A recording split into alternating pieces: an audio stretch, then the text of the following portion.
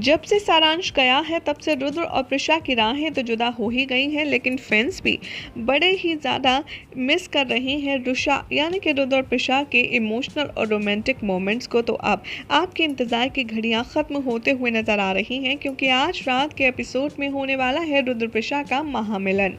आज रात के एपिसोड की शुरुआत होती है प्रिशा के साथ, जो कि शारदा से कहती है कि मुझे आपकी सर्जरी के बारे में पता चला, अब आप कैसी हैं।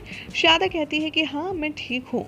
मैंने अपना जब से सारांश खोया है उससे मेरी हेल्थ को बहुत बुरा असर पड़ा है, लेकिन हाँ, अब मैं रुद्राक्ष की वजह से एक बार फिर से आ गई हूँ ठीक होकर के, और मैं हमेशा अपने बेटे के साथ रहूँगी। प्रिशा कहती है कि हम बहुत ज़्यादा खुश हैं आपके आने से।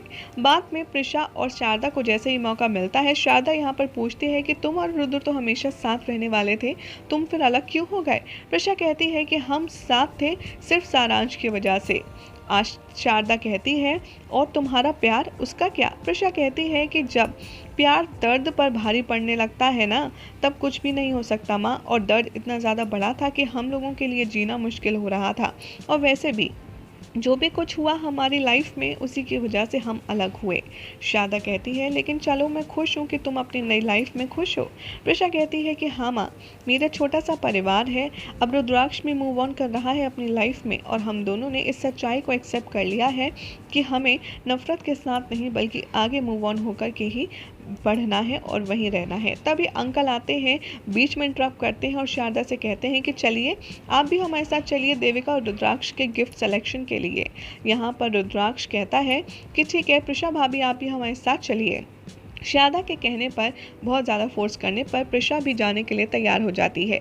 जैसे ही सब लोग पहुंचते हैं शॉपिंग सेंटर, रुद्राक्ष यहाँ पर एक खूबसूरत सी साड़ी सेलेक्ट करता है प्रिशा के लिए और उससे देता है और कहता है जाओ जाकर के ट्राई करो, और ये तुम्हारा शादी का तोहफा है तुम्हारे एक्स हस्बैंड की तरफ से, और ये तुम्हारे एक्स हस्बैंड की चॉइस है, इसलिए तुम्हें पहनना होगा।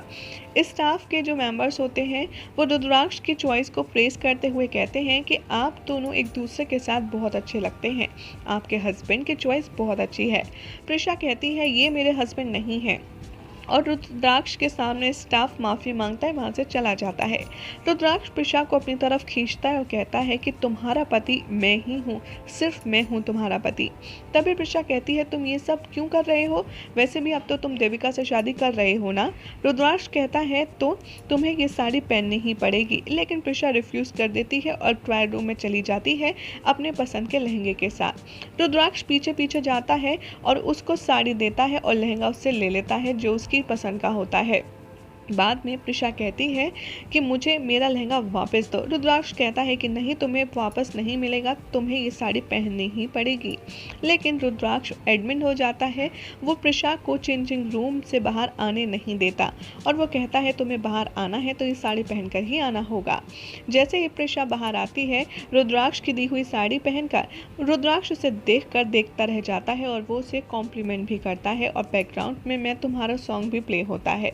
तभी वहाँ पर शारदा और अंकल भी आ जाते हैं और प्रिशा को साड़ी में देखकर बहुत ज़्यादा कॉम्प्लीमेंट करते हैं।